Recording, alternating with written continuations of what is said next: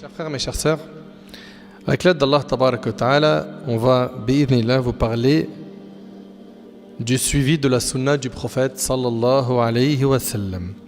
Ce thème il sera divisé en 4 parties. La première partie, les conditions de validité d'une action. La deuxième partie, la définition de la sunna. La troisième partie, l'obligation de se conformer à la sunna. Et la quatrième partie, les pieux prédécesseurs et leur attachement à la sunna du prophète sallallahu alayhi wa sallam. Chers frères, chères sœurs, on entame la première partie, les conditions de validité d'une action. Celui qui veut le paradis doit suivre le prophète Muhammad sallallahu alayhi wa sallam. Le culte d'un quelconque individu ne sera agréé de lui que s'il ne le fait que pour Allah. C'est-à-dire quoi ? C'est-à-dire qu'il est sincère dans son adoration et qu'il le fait conformément à la sunna du prophète sallallahu alayhi wa sallam. On comprend donc que pour qu'une action soit validée auprès d'Allah, il faut 2 choses. 1, que je sois sincère. J'ai fait cette action pour Allah, pas pour les gens, pas pour m'acheter une image, etc. Deuxièmement, que l'action soit conforme à la sunna du prophète alayhi salatu wa sallam.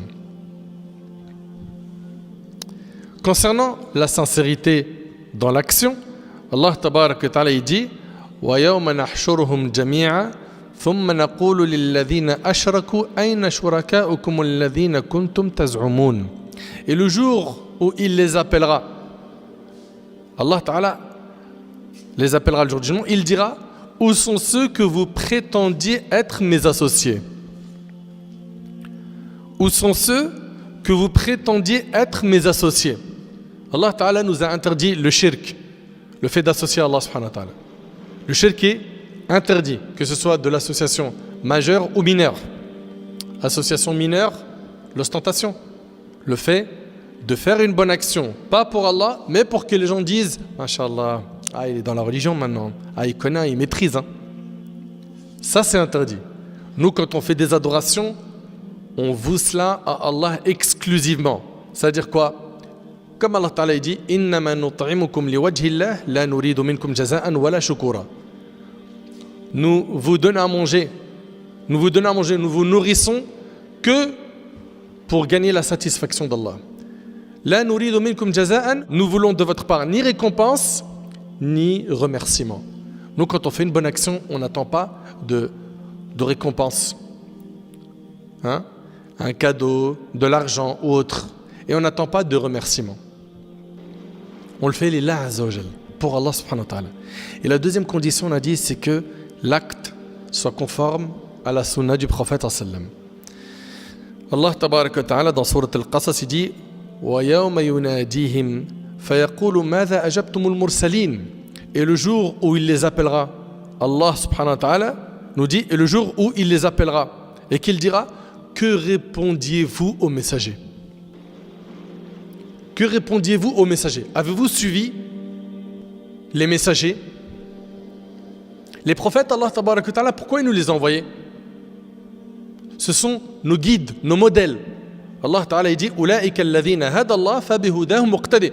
Voilà ceux qu'Allah a guidés, suis donc leur guidés. Et Allah ta'ala il parle des prophètes. Les prophètes sont nos modèles et non les stars. Que ce soit des joueurs de foot, des humoristes, des influenceurs ou autres. Nos modèles sont les prophètes. Allah tabarak wa ta'ala, il a envoyé les prophètes pour qu'ils soient suivis. Ce sont nos modèles.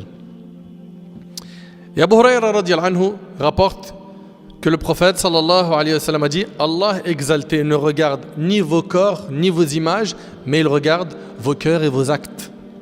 Et c'est rapporté par Muslim. Allah subhanahu wa ta'ala, le jour du jugement, il ne va pas regarder la couleur de ta peau. Il ne va pas regarder de quelle origine tu es.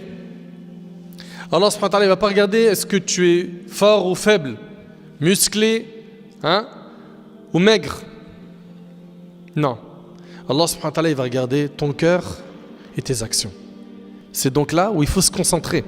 Je résume en disant qu'une action n'est acceptée par Allah que si nous la faisons avec sincérité et que l'on se conforme aux enseignements de notre prophète sallallahu alayhi wa sallam en suivant sa sunna. Mais concrètement, qu'est-ce que la sunna? La définition de la sunna. Linguistiquement, l'oratan, c'est quoi sunna? La sunna signifie la voie. Cela veut dire le chemin. D'accord? Ça, c'est le sens linguistique du terme. La sunna, dans son sens linguistique, veut dire la voie, fût-elle bonne ou mauvaise. Ok? Ça, c'est le sens linguistique, pas le sens religieux. Et la sunna, dans sa définition religieuse, c'est tout ce qui provient du prophète sallallahu alayhi wa sallam, comme parole, action ou approbation. C'est-à-dire quoi? Le consentement du prophète sallallahu alayhi wa sallam. Ok? Je répète. La sunna, dans son sens religieux, c'est quoi? C'est les paroles du prophète sallallahu alayhi wa sallam, les actions du prophète sallallahu alayhi wa sallam, et également les approbations du prophète sallallahu alayhi wa sallam. De par cette définition, la sunna se divise en 3 catégories. On a la sunna orale. Le prophète alayhi salatu wassalam, dans le hadith de Omar très connu qui est rapporté par Bukhari Muslim, a dit innamal a'mal binniyat. Les actions ne valent que par leurs intentions, n'est-ce pas? Très bien. Là, ça, c'est un exemple d'une sunna orale. Il y a également la sunna al-fi'liya, l'action du prophète sallam. D'après Amr ibn Shu'aib, d'après son grand-père, le prophète sallam, lorsqu'il se levait pour prier la nuit, il se lavait les dents à l'aide du siwak, et c'est rapporté par Bukhari et Muslim. Donc le siwak, c'est une sunna du prophète sallam. D'accord? Et cela a été rapporté par des compagnons que c'était un acte que faisait le prophète sallam. C'est bon? Il le faisait pour se rapprocher d'Allah tabarak wa ta'ala. Il a encouragé à utiliser le siwak. On a également la sunna du consentement, taqrir, l'approbation. S'adressant à une esclave, le prophète sallam lui a demandé où est Allah. Elle répondit au ciel. Il lui a dit qui suis-je? Elle lui a dit tu es l'envoyé d'Allah. Le prophète sallam dit en s'adressant à son maître affranchis-la, elle est croyante. Et c'est rapporté par Muslim et d'autres. Donc ici le prophète sallam a approuvé ses propos. Retenez que la sunna, ça va être les paroles du prophète sallam, ses actions et ses approbations. C'est clair jusque-là? Le Coran et la sunna sont nos 2 sources religieuses. Le prophète sallam a dit en vérité j'ai laissé parmi vous 2 choses grâce auxquelles vous ne vous égarez point. Le livre d'Allah et ma sunna, et c'est rapporté par Al-Hakim. Et dans un hadith rapporté par l'imam Muslim, le prophète sallam il a dit le livre d'Allah et ma famille. Et ce texte ne contredit pas l'autre. Et nous en tant que sunnites, nous valorisons et nous aimons et nous nous rapprochons d'Allah tabarak wa ta'ala par l'amour que l'on porte pour la famille du prophète sallallahu alayhi wa sallam al-Bayt. Et selon Al-Miqdam radiyallahu anhu, le prophète sallallahu alayhi wa sallam a dit j'ai reçu le Coran et son semblable avec, rapporté par Tirmidhi. Et sachez que le chemin du prophète sallallahu alayhi wa sallam est clair. Dans un hadith, le prophète sallallahu alayhi wa sallam a dit je vous ai laissé sur une voie claire de nuit comme de jour. Ne s'en égare que celui qui est voué à la perdition, rapporté par Ahmed et d'autres. La sunna vient compléter et préciser le message coranique. Suivez bien s'il vous plaît. Et il faut garder en tête que la sunna, elle aussi, elle a été révélée par qui? Elle a été révélée par Allah. Cela veut dire que les enseignements de notre prophète sallam sont eux aussi une révélation divine. C'est pas quelque chose que le prophète sallam a inventé. Parce qu'on a des gens qui disent non, suis que le Coran. La sunna, ça vient du prophète. Mais il faut comprendre que notre bien-aimé Muhammad alayhi salatu wassalam, il ne prononce rien sous l'effet de la passion. Allah tabarak wa ta'ala dit dans Surat Al-Najm, dans les 5 premiers versets, بعد أعوذ بالله من الشيطان الرجيم بسم الله الرحمن الرحيم والنجم إذا هوى ما ضل صاحبكم وما غوى وما ينطق عن الهوى إن هو إلا وحي يوحى علمه شديد القوى. Allah subhanahu wa ta'ala dit par l'étoile à son déclin, votre compagnon ne s'est pas égaré et n'a pas été induit en erreur et il ne prononce rien sous l'effet de la passion. Ce n'est rien d'autre qu'une révélation inspirée. Tout ce que dit le prophète sallam concernant la religion, ça vient d'Allah. Vous suivez? Ce n'est rien d'autre qu'une révélation inspirée que lui a enseigné l'ange Gabriel à la force prodigieuse. Ce qui fait mal au cœur, c'est qu'aujourd'hui beaucoup de gens ont délaissé la sunna en disant le Coran contient tous les enseignements de notre religion. On n'a pas besoin de la sunna. Ils disent qu'Allah tabarak wa ta'ala a dit Ma farratna fil kitabi min shay. Nous n'avons rien omis d'écrire dans le livre. Et concernant ce verset, Ibn al-Jawzi rahimahullah, dans Zad al-Masir, il dit qu'il y a deux opinions qui ont été dites sur ce verset. Ma farratna fil kitabi min shay, fil kitabi qawlan. Concernant le livre, il y a deux opinions. La première opinion dit qu'il s'agit de Al-Lawh al-Mahfouz. C'est quoi Al-Lawh al-Mahfouz? Al-Lawh al-Mahfouz, c'est la table gardée, là où Allah Ta'ala a écrit la destinée de toutes choses. Donc ça, c'est une opinion. Et la deuxième opinion, c'est Al-Qur'an. Et c'est l'opinion de Ata, selon Ibn Abbas. Ma tarakna min shay'in illa wa qad bayyannahu lakum. Cela signifie, nous n'avons rien laissé sans vous le clarifier. On est tout à fait d'accord sur ce verset et c'est tout à fait normal, nous sommes musulmans. Mais sachez qu'il est impossible de comprendre le Coran sans la Sunna. Il est impossible de comprendre le Coran sans la Sunna. L'imam al-Awza'i rahimahullah a dit le Coran a plus besoin de la Sunna que la Sunna a besoin de lui, car tu ne peux pas comprendre le Coran sans la Sunna. Ouvre le Coran de la Fatiha jusqu'à Surat al-Nas. Lis-le en entier sans retourner à la Sunna du prophète sallam. Et fais-moi sortir un verset qui dit que la prière de Dhuhr c'est 4 rak'at. Vas-y. Ou que l'Asr est de 4 rak'at. Ou sors-moi un verset qui m'enseigne comment faire le pèlerinage. Ou comment je jeûne. Ou comment je paye la zakat. Tout cela est impossible tant qu'il n'y a pas la sunna dans ta vie. L'imam Ibn al-Qayyim rahimahullah a dit la sunna a 3 grands rôles et j'aimerais que ce soit appris par cœur. Le premier rôle de la sunna, c'est quoi? C'est de confirmer ce qu'il y a dans le Coran. Sachant que la sunna, on vous a dit, elle vient d'Allah. On est d'accord sur ça? Très bien. Donc le premier rôle de la sunna, c'est de confirmer ce qu'il y a dans le Coran, tel que l'ordre d'adorer Allah l'unique. Allah Ta'ala dit wa'budullah wa la tushriku bi shay'a. On a plein de hadiths du prophète sallam qui nous ordonnent d'adorer Allah sans rien associer.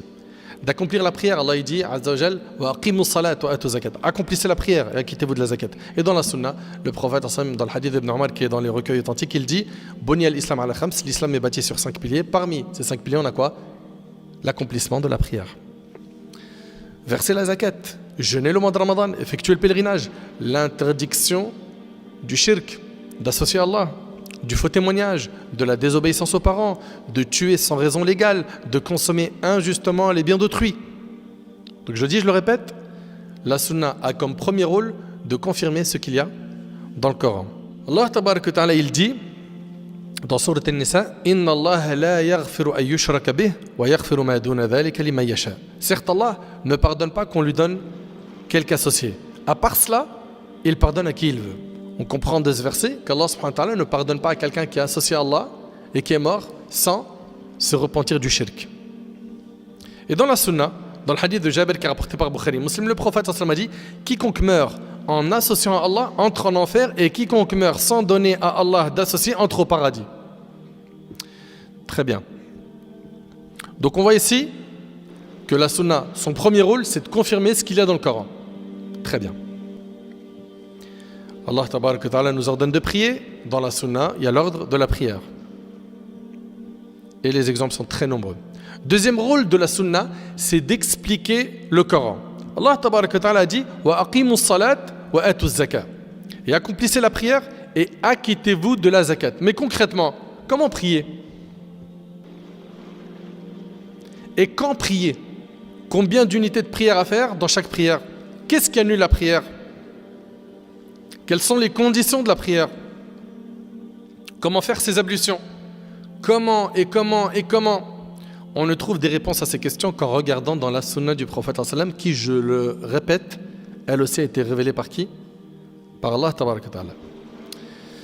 Allah Ta'ala il nous dit dans Sourate Al-Baqarah wa atimmu al-hajja wal umrata lillah, et accomplissez pour Allah le pèlerinage et la umrah. Mais comment faire le pèlerinage? Quels sont les piliers du hajj? Les piliers du hajj, entrer en état de sacralisation. Zid. Al-Wuquf bi-Arafa, la station Arafa. Le tawaf, al-Ifada et sa'i. Ok? Vas-y, trouve-moi ça dans le Coran. Quelles sont les choses qui annulent le hajj? Tu ne trouveras une réponse claire à toutes ces questions que dans la sunna. Malik ibn al-Huwayrith rapporte, le prophète sallallahu alayhi wa sallam a dit: priez comme vous m'avez vu faire la prière, et c'est rapporté par le Bukhari. Sahaba radiyallahu anhum, ils ont participé aux prières en groupe avec le prophète, ils ont vu le prophète sallallahu alayhi wa sallam prier, ils ont rapporté cela dans la sunna authentique. On voit bien que c'est dans la sunna qu'on apprend la description détaillée de la prière. Également dans la sunna, le prophète sallallahu alayhi wa sallam a dit: prenez de moi vos rites liés au pèlerinage, et c'est rapporté par l'imam Muslim. Le Coran ordonne de payer la zakat, n'est-ce pas? Wa aqimus salat wa atuz zakat. Accomplissez la prière et acquittez-vous de la zakat. Parfait. Quelle est la somme à donner en zakat?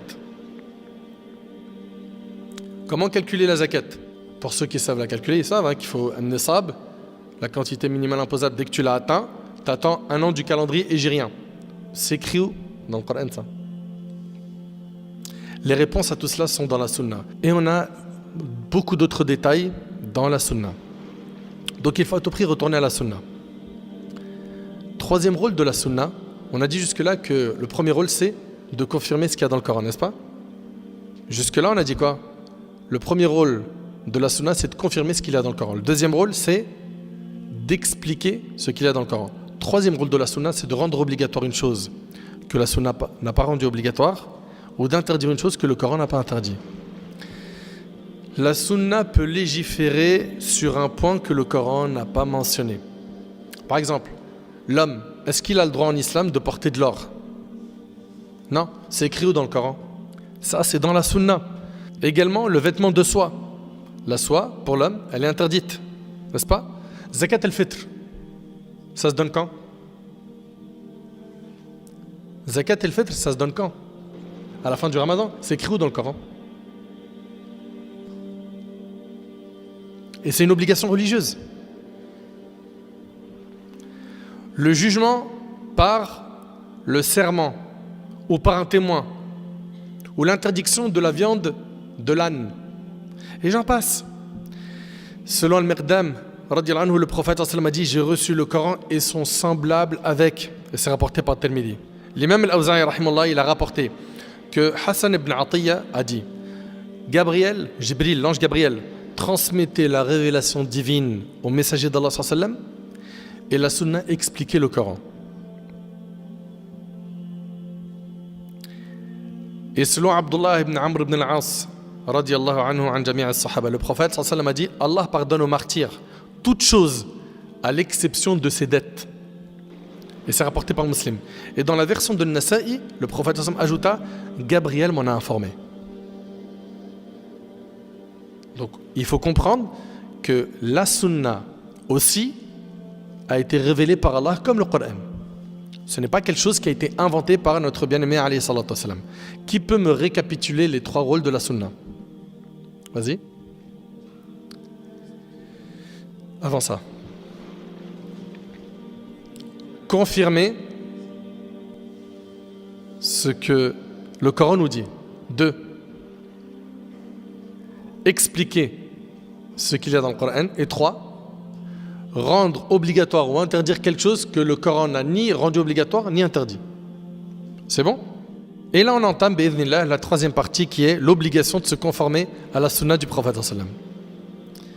Alors je vous demande d'être très attentif parce que vous allez entendre beaucoup de versets. Allah tabarak wa ta'ala dans Sourate An-Nisa, il dit dans le verset 65: فلا وربك لا يؤمنون حتى يحكموك فيما شجر بينهم ثم لا يجدوا في أنفسهم حرجا مما قضيت ويسلموا تسليما. Non, dit Allah, ils ne croiront pas, contrairement à ce qu'ils prétendent, par ton Seigneur, ils ne croiront pas tant qu'ils ne t'auront pas fait juge de leurs différends et qu'ensuite ils n'éprouvent aucune gêne pour ce que tu auras décidé et s'y soumettent complètement. Personne ne croit tant qu'il n'a pas pris le messager alayhi salatu wassalam, pour juge en toute chose.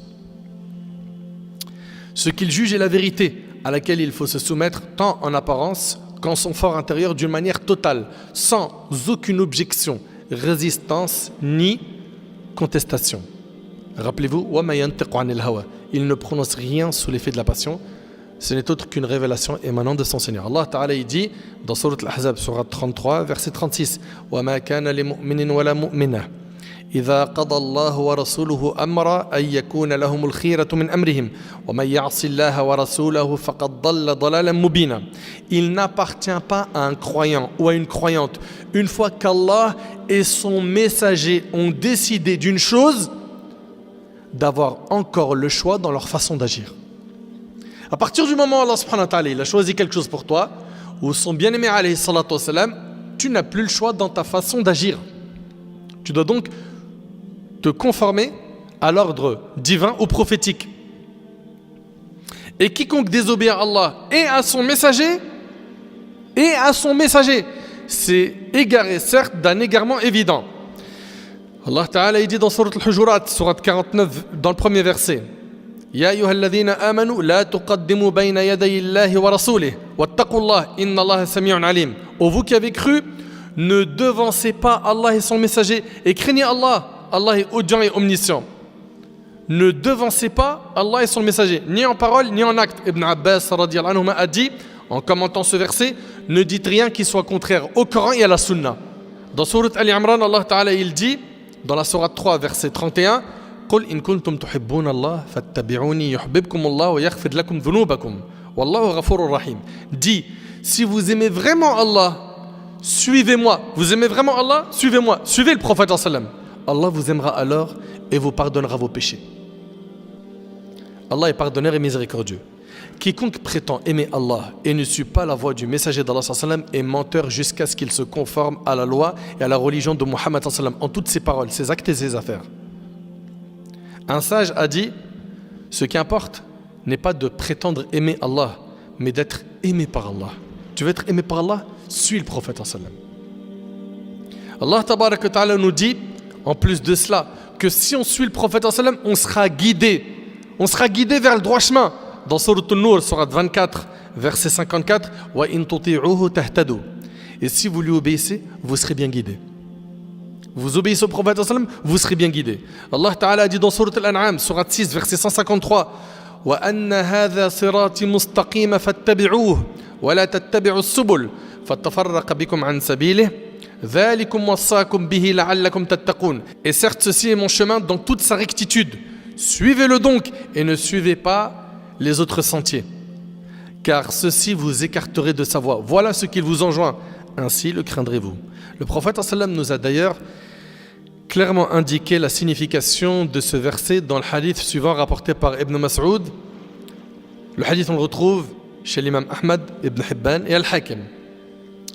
Ibn Mas'ud radiyallahu anhu qui a dit, le messager d'Allah sallam nous traça une ligne et il nous a dit, ceci est la voie d'Allah. Le prophète sallam il a tracé une ligne et il a dit, ceci est la voie d'Allah. Puis il traça à droite et à gauche de cette ligne plusieurs autres traits dont il dit, et voilà des sentiers. À la tête de chacun d'entre eux se tient un diable qui invite les gens à le suivre. Et il récita, et certes, ceci est mon chemin dans toute sa rectitude, suivez-le donc et ne suivez pas les autres sentiers, car ceci vous écarterait de sa voie. Voilà ce qu'il vous enjoint, ainsi le craindrez-vous. Dès lors, quiconque se détourne du livre et de la sunna sera secoué entre les différentes voies de l'égarement, de l'innovation qui se disputeront son adhésion. Allah tabarak wa ta'ala nous dit également dans Surat Al-Hashr, Surat 59, verset 7, وَمَا أَتَاكُمُ الرَّسُولُ فَخُذُوهُ وَمَا نَهَاكُمْ عَنْهُ فَانْتَهُوا. prenez ce que le messager vous donne et ce qu'il vous interdit, abstenez-vous-en. Une femme se présenta à Abdullah ibn Mas'ud radiyallahu anhu, le noble compagnon. Elle lui a dit: est-ce bien toi qui affirme qu'Allah maudit celle qui épile les sourcils, celle qui se les épile, celle qui tatoue? Ce à quoi il répondit effectivement. Et la femme de reprendre: j'ai lu le livre d'Allah d'un bout à l'autre et je n'ai pas trouvé ce que tu affirmes là. J'ai pas trouvé que la femme, elle n'a pas le droit de quoi? D'épiler ses sourcils. Ibn Mas'ud radiyallahu anhu lui a dit: tu l'aurais pourtant trouvé si tu l'avais réellement lu. N'es-tu pas tombé sur ce propos: prenez ce que le messager vous donne et ce qu'il vous interdit, abstenez-vous-en? Bien sûr, répondit-elle, suite à quoi Ibn Mas'ud radiyallahu anhu lui a dit: eh bien sache que j'ai entendu le prophète sallam dire: Allah maudit celle qui épile les sourcils, celle qui se les épile. Et il a cité le hadith qui est rapporté par Bukhari Muslim. Allah nous informe dans le Coran que quiconque obéit au prophète alayhi salatu wassalam, aura obéi à Allah, et quiconque désobéit au prophète sallam, aura désobéi à Allah. Allah Ta'ala dit dans Sourate An-Nisa, Sourate 4, verset 80: May yuti'ir rasoul faqad ata Allah. Quiconque obéit au messager obéit certainement à Allah. Qu'est-ce que tu veux de plus clair? Allah Ta'ala dit dans Sourate An-Nisa, Sourate 4, verset 59: Ya ayyuhalladhina amanu أطيعوا الله وأطيعوا الرسول وأولي الأمر منكم فإن تنازعتم في شيء فردوه إلى الله والرسول إن كنتم تؤمنون بالله واليوم الآخر ذلك خير وأحسن تأويلا. Oh les croyants, obéissez à Allah et obéissez aux messagers. On voit bien que c'est dans le Coran. Et à ceux d'entre vous qui détiennent le commandement. Allah Ta'ala dit: puis si vous vous disputez en quoi que ce soit, renvoyez cette dispute à Allah et aux messagers si vous croyez en Allah et au jour dernier. Ce sera bien mieux et de meilleure interprétation. Maïmoun ibn Mihran, il a dit: renvoyez-la à Allah, cela veut dire renvoyez votre dispute au Coran. Et renvoyez-la au prophète, cela veut dire renvoyez votre dispute à la Sunna. Et Allah Ta'ala dit dans Sourate Al-Imran, dans la Sourate 3, verset 164: لَقَدْ مَنَّ اللَّهُ عَلَى الْمُؤْمِنِينَ إذ بعث فيهم رسولا من أنفسهم يتلو عليهم آياته ويزكيهم ويعلمهم الكتاب والحكمة. Allah a très certainement fait une faveur aux croyants lorsqu'il a envoyé chez eux un messager de parmi eux-mêmes, qu'il leur récite ces versets, les purifie et leur enseigne le livre et la sagesse. Et la sagesse dans ce verset, c'est la sunna. Allah Ta'ala, en s'adressant aux femmes du prophète sallam, il a dit dans Sourate Al-Ahzab, Sourate 33, verset 34: وَاذْكُرْنَ مَا يُتْلَى فِي بُيُوتِكُنَّ مِنْ آيَاتِ اللَّهِ وَالْحِكْمَةِ. Et gardez dans vos mémoires ce qui, dans vos foyers, est récité des versets d'Allah et de la sagesse. Voilà ce qui est récité chez elles, les femmes du prophète sallam, le Coran et la Sunna.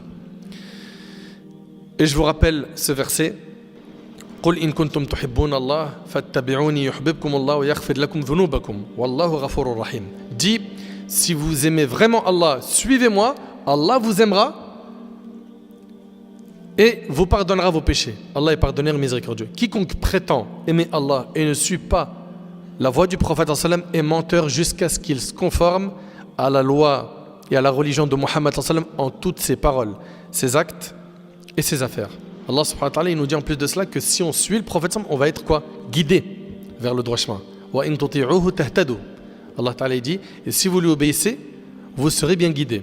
On vient de voir des versets qui parlent du suivi de la sunna. Maintenant les hadiths. Selon Abu Hurayra radiyallahu anhu, le prophète sallam a dit: écoutez attentivement s'il vous plaît. Il a dit: quiconque m'obéit aura obéi à Allah, et quiconque me désobéit aura désobéi à Allah. Et il est impossible, je le répète, de comprendre le Coran sans la sunna. Allah tabarak wa ta'ala, il dit, écoutez attentivement s'il vous plaît. Allah Ta'ala dit: Alladhina amanu wa lam yalbisu imanahum bidhulm ulaika lahumul amn wa hum muhtadun. Allah Ta'ala dit: ceux qui ont cru et n'ont troublé la pureté de leur foi d'aucune injustice, ceux-là ont la sécurité et ce sont eux les bien guidés. Il s'avère que les compagnons comprirent dhulm. Dhulm, vous savez c'est quoi? C'est l'injustice. Il s'avère que les compagnons comprirent dhulm au sens général du terme qui englobe tous les types d'injustices, fussent-elles mineures Aussi, dit-il au prophète sallam, ô messager d'Allah, qui d'entre nous n'a pas entaché sa foi de quelque injustice? Parce que le verset, il dit quoi? Ceux qui ont cru et qui n'ont troublé la pureté de leur foi d'aucune injustice. Ceux-là ont la sécurité et ce sont eux les bien guidés. Donc ils ont dit au prophète sallam, qui d'entre nous n'a pas entaché sa foi de quelque injustice?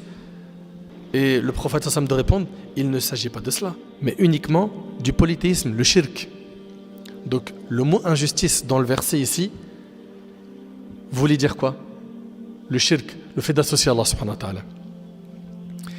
Et dans la suite du hadith, il a dit, n'avez-vous pas donc entendu la parole de Luqman? Dans Surat Luqman, vous connaissez les conseils de Luqman à son fils. Quand il a dit, Inna shirka la dhulmun azim, le shirk est la pire des injustices. Le fait d'associer Allah, c'est la pire des injustices. Donc on voit ici que le terme dans le verset qui a été mentionné par Allah, c'est quoi? Dhulm, l'injustice. La sunna a expliqué que ce n'était pas n'importe quelle injustice, il s'agissait du fait d'adorer un autre qu'Allah, de lui associer. Le prophète sallam a dit également dans un hadith que je ne trouve personne qui, allongé sur son divan et recevant un ordre ou une interdiction de ma part, répondant en disant « Nous suivons que ce que nous trouvons dans le livre d'Allah ». Le prophète il dit qu'il ne faut pas tenir ses propos.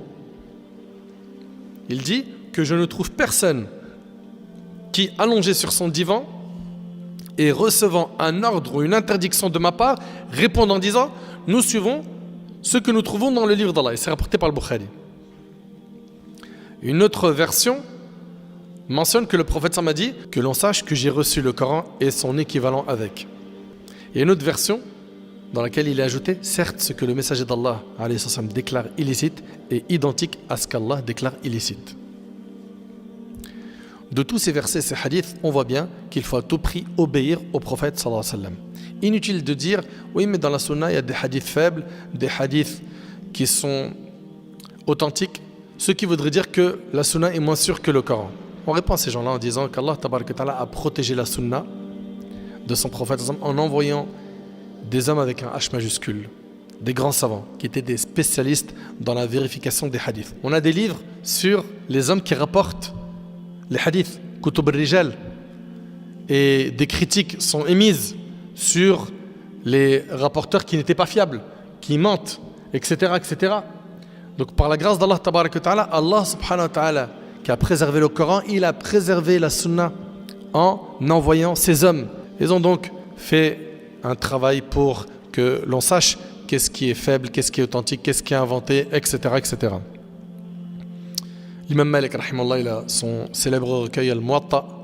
L'imam Al-Bukhari, que vous connaissez, il a un recueil qui s'appelle Sahih Al-Bukhari. L'imam Al-Bukhari, il a plein de livres, Kitab al-Tarikh, il a l'Adab al-Mufrad. Sahih Al-Bukhari, il est authentique. Dans les autres livres, il y a des hadiths authentiques, d'autres qui ne le sont pas. L'imam Al-Bukhari, par exemple, il connaissait près de 300 000 hadiths. Et quand il a voulu faire son recueil authentique, il en a mis 7275. Des hadiths que lui connaissait par cœur. 7275 sur 300 000. L'imam Muslim, il a mis 12 000 hadiths dans son sahih. L'imam Ahmad, rahimahullah, comme le rapporte l'imam al-Dhahabi, il connaissait 1 million de hadiths. C'est vraiment impressionnant. Ces savants ont donc fait un travail sur l'authentification des hadiths, les critiques qu'il y a à émettre à leur sujet, etc. Au niveau des hadiths, à partir du moment où le hadith que l'on nous cite est authentique, on doit accepter et mettre en pratique ce qu'il dit. Et ne pas dire comme certains, d'abord j'expose ça à ma raison. Si ma raison, elle l'accepte, je le mets en pratique. Si ma raison le rejette, je ne le trouve pas trop logique. Je le rejette. Non. Ce n'est pas le comportement adopté. Absolument pas. Notre raison est limitée, on ne peut pas tout comprendre. Dans le hadith, par exemple, de celui qui dort à l'heure de subh, le diable urine dans ses oreilles. Ça, c'est ce qu'on a dans la sunna, n'est-ce pas? Dans un autre hadith, celui qui baille sans mettre sa main devant sa bouche, le diable rentre dans sa bouche. Celui qui ne dit pas Bismillah avant de manger, le diable mange avec lui. On est d'accord que tout ça, ça fait partie quoi? Du raïb, du monde de l'invisible. On y croit. Ça fait partie des qualités des pieux de croire au monde de l'invisible. Allah Ta'ala, quand il parle du Coran dans Sourate Al-Baqarah, Alif Lam Mim, Dhalika al-kitab la rayba fi. Allah Ta'ala dit Alif Lam Mim, voici le livre dont il n'y a aucun doute. Hudan lil muttaqin, ce livre c'est une guidée pour les pieux.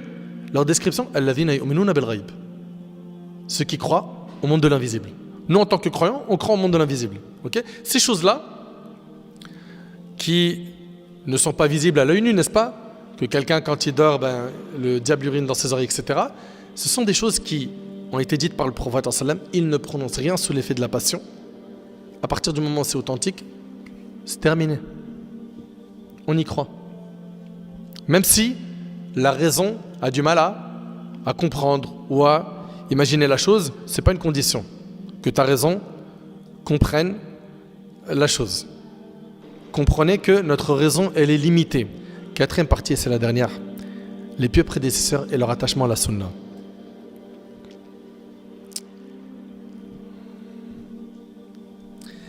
Dans le hadith qui est rapporté par Abu Daoud, le prophète sallam était debout sur le mimbar.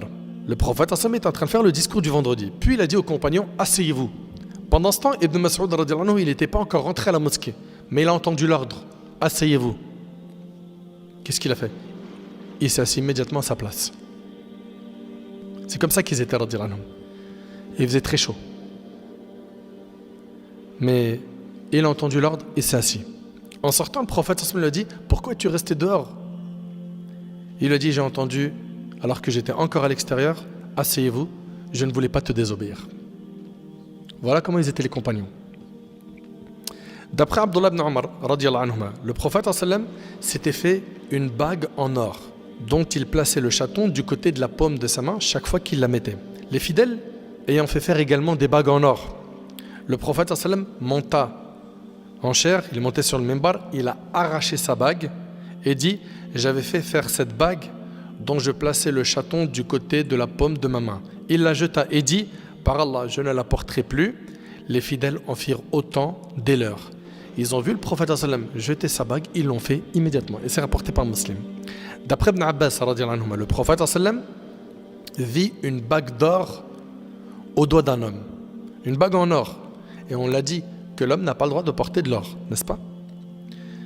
Le prophète sallam, il a retiré la bague de ce compagnon et il l'a jetée par terre en disant, comment donc est-ce que l'un d'entre vous saisit de sa main une braise en connaissance de cause? Alors, on y voit ici un comportement ferme, n'est-ce pas? Le prophète sallam, qui était doux, clément, miséricordieux, il s'adaptait face au profil. Les ignorants, il faisait preuve de beaucoup de douceur avec eux, et ceux qui avaient des connaissances, les compagnons, les savants parmi eux, il lui arrivait de faire preuve de fermeté avec eux. D'accord? Le prophète a dit, comment donc est-ce que l'un d'entre vous saisit de sa main une braise en connaissance de cause? Une fois que le prophète s'en alla, on a dit à cet homme, ramasse ta bague, tire-en quelques profits, prends la bague, donne-la, vends-la, fais quelque chose. Il dit non par Allah, jamais je ne la reprendrai alors que le messager d'Allah l'a jetée par terre, rapporté par Muslim. Al-Bara radhiyallahu anhu a dit, les premiers temps de sa venue à Médine, le prophète habita chez ses grands-parents ou, selon une autre version, chez des Ansar, parents du côté maternel. Il fit la prière pendant 16 ou 17 mois se tournant vers Jérusalem. Vous savez qu'au début, la première qibla, la première direction pour les musulmans, c'était quoi?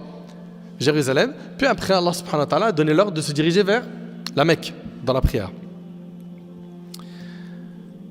Il fit la prière pendant 16 ou 17 mois en se tournant vers Jérusalem.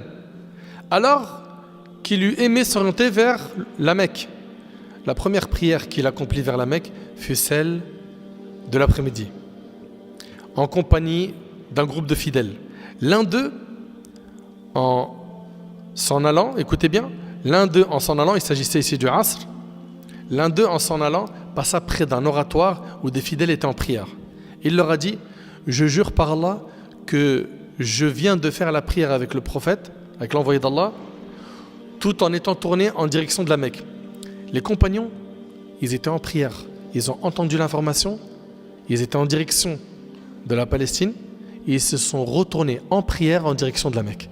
Parce qu'ils ont entendu l'information d'un compagnon, et tous les compagnons sont honnêtes, dignes de confiance, ils ont mis l'ordre du prophète sallam immédiatement en pratique. Ils n'ont pas attendu de finir la prière pour vérifier l'info. Les fidèles s'orientèrent alors vers la Mecque en gardant leur position pendant salat.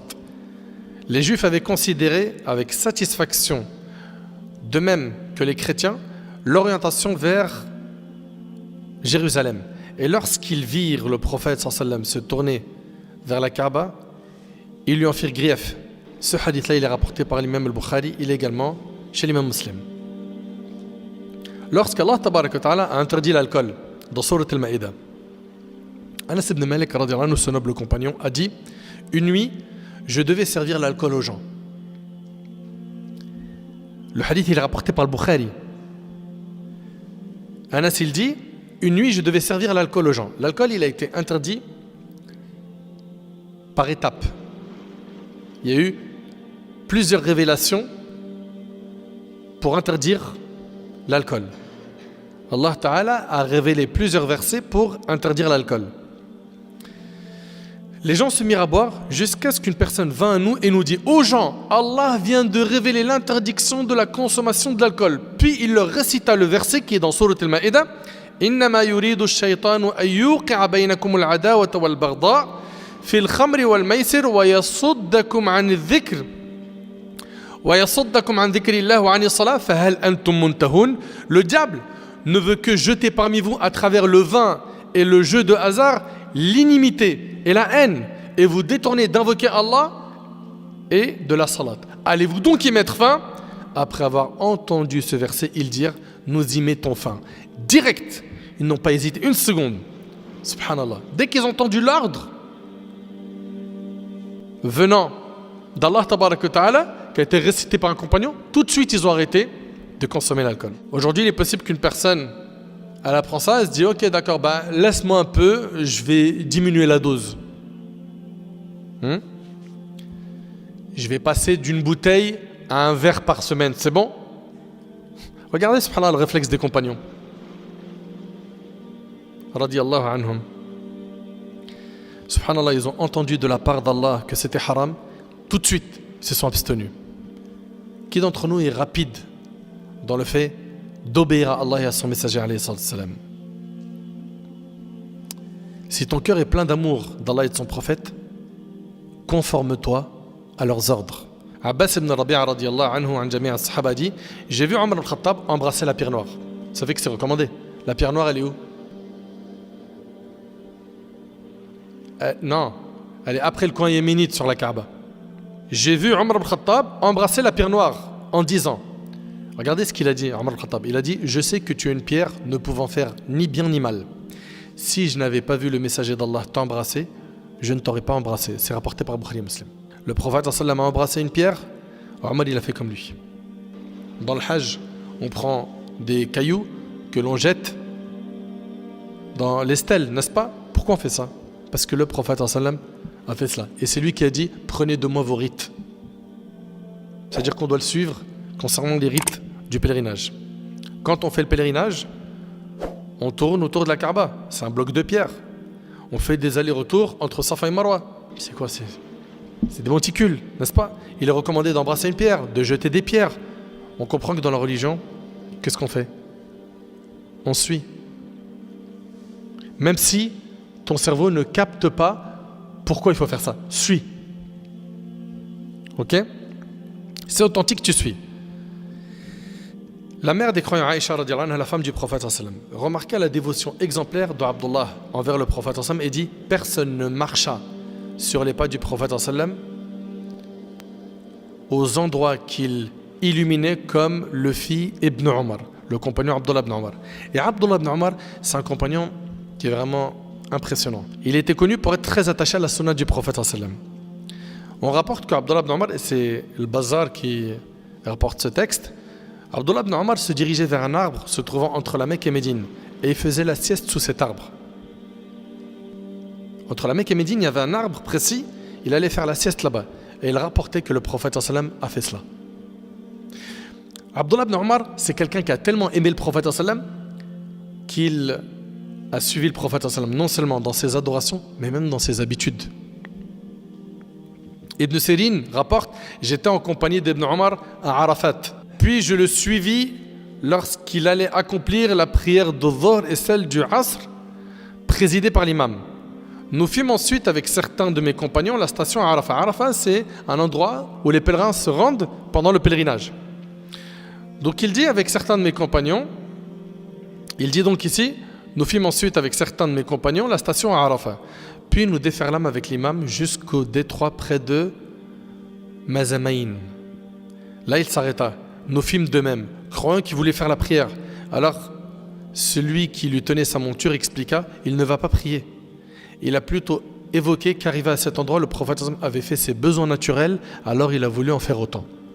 Et c'est rapporté par Ahmed, subhanallah. Il s'arrêtait dans les endroits où le prophète il avait fait ses besoins et il voulait faire la même chose. Je vous ai dit, il ne s'est pas contenté de suivre le prophète dans les adorations. Mais même dans quoi? Dans ses habitudes. Allahu Akbar. Et Abu Sa'id al-Khudri, radiyallahu anhu, il dit, tandis que le prophète était en prière, pendant la prière, le prophète il a enlevé ses chaussures. Pourquoi? Vous savez pourquoi? Oui. L'ange Gabriel est venu lui dire qu'il avait une impureté dans ses chaussures. Et il est en prière. Donc pendant la prière, il a enlevé ses chaussures et il a continué la prière. Qu'est-ce qu'ils ont fait les compagnons? Ils ont tous enlevé leurs chaussures pendant la prière. Allahu Akbar. Subhanallah. C'est impressionnant. Il enleva ses chaussures et les gens derrière lui ôtèrent leurs chaussures à leur tour. Lorsqu'il a terminé sa prière, le prophète leur a dit, pourquoi avez-vous enlevé vos chaussures? Ils dirent, ô messager d'Allah, nous t'avons vu les enlever, nous les avons enlevés alors. Tu les as enlevés, on les a enlevés. Le prophète leur a dit, l'ange Gabriel est venu m'informer que mes chaussures étaient entachées d'impureté. Quand l'un de vous se rend à la mosquée, qu'il scrute le dessous de ses chaussures, s'il y voit une impureté, qu'il essuie ses chaussures sur le sol, puis prie avec, et c'est rapporté par Ahmed. Alors, à l'époque du prophète, ils priaient avec leurs chaussures. Ça se comprend, il n'y avait pas de tapis dans la mosquée. C'était de la terre.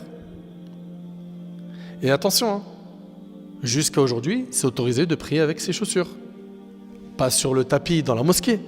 Mais si jamais tu te retrouves dans un endroit extérieur et que tu souhaites faire la prière, tu as le droit de prier avec tes chaussures. Tu vérifies qu'il n'y a pas d'impureté en dessous. C'est autorisé sans aucun problème. Les hadiths à ce sujet sont très nombreux. Ok? Je sais quand on dit ça, souvent ceux qui n'ont pas étudié ce point, ils sont choqués. Ils disent, quoi? J'ai prié avec mes chaussures? Oui, tu as le droit. Mais quand tu rentres à la mosquée, tu les enlèves, tu les laisses sur le meuble là-bas. Parce qu'il y a des gens, ils mélangent un peu tout. Si on récapitule tous les points qu'on vient de voir, les conditions de validité d'une action sont combien? 2. 1. La sincérité et le fait que l'acte soit conforme à la sunna. On a vu également la définition de la sunna. Ce sont les paroles, les actions, les approbations du prophète. On a vu aussi que la sunna elle a 3 rôles. Adam? Confirmer ce qu'il y a dans le Coran, expliquer ce qu'il y a dans le Coran, rendre obligatoire ou interdire ce que le Coran n'a pas rendu obligatoire et n'a pas interdit. Ok? Il faut toujours garder en tête que la sunna, elle aussi, elle vient d'Allah. Ok? Elle a été révélée par Allah tabaraka wa ta'ala. Notre bien-aimé alayhi salatu wassalam a dit, je vous ai laissé sur une voie claire de nuit comme de jour. Ne s'en égare que celui qui est voué à la perdition. C'est rapporté par Ahmed. Suivons sa sunna. Propageons-la par tous nos moyens. Vivons la sunna. La sunna, c'est pas simplement t'as la barbe et le qamis. C'est bien. C'est une très bonne chose d'avoir l'apparence sunna. Ok? Mais dans ta vie de tous les jours, quand vous sortez de chez vous, vous dites quoi? Bismillah, tawakkaltu ala Allah, la hawla wa la quwwata illa billah. Quand tu manges, tu dis Bismillah. Tu as oublié de dire Bismillah. Tu vas prendre les transports. Tu vas prendre un moyen de locomotion. La voiture, l'ascenseur, l'avion, le train. Bismillah. Subhanalladhi sakhara lana hadha wa ma kunna lahu muqrinin wa inna ila rabbina. Les invocations du matin, ils t'accompagnent, tu veux la protection d'Allah, n'est-ce pas? Les invocations du matin, tu les oublies pas. Tu les oublies pas. Tu n'oublies pas les invocations du matin, tu n'oublies pas les invocations du soir. À chaque moment, il y a des invocations à dire. Ok? Apprends-les. Achetez la citadelle du musulman si ce n'est pas encore fait et apprenez par cœur les invocations. L'invocation quand il y a du vent, quand il pleut. On dit quoi? Allahumma sayyiban nafi'a. Ça veut dire quoi? Oh Allah fait que cette pluie soit utile. Tout ça, ça doit être acquis. Ok? Il y a des invocations à dire tout le temps. Même quand un homme il va avoir des rapports intimes avec son épouse. Okay? Il y a des invocations à dire. Donc Allah barik fikum. La sunna, c'est tout le temps. Dans nos paroles, dans nos actions, dans les invocations qu'on prononce, dans notre mode de vie, dans le fait de se maîtriser, d'exceller dans le comportement, d'être souriant, d'aider, de faire l'aumône, etc. L'imam Malik, un des plus grands savants de l'islam, a comparé la sunna du prophète à l'arche de Noé. Et il a dit, la sunna du prophète Mohammed est comme l'arche de Noé. Celui qui s'embarque sur elle atteint le salut et celui qui refuse est noyé. Pour obtenir le salut, suivons donc le prophète alayhi salatu wassalam. J'implore Allah subhanahu wa ta'ala de nous attacher à la sunna jusqu'à notre dernier souffle et qu'on soit de ceux qui appellent à la sunna, qui propagent la sunna, qui font apprendre aux gens des sunnas qu'ils ne connaissaient pas. Qu'Allah tabaraka wa ta'ala accepte de ma part et de la vôtre. Qu'Allah subhanahu wa ta'ala fasse de nous des pieux.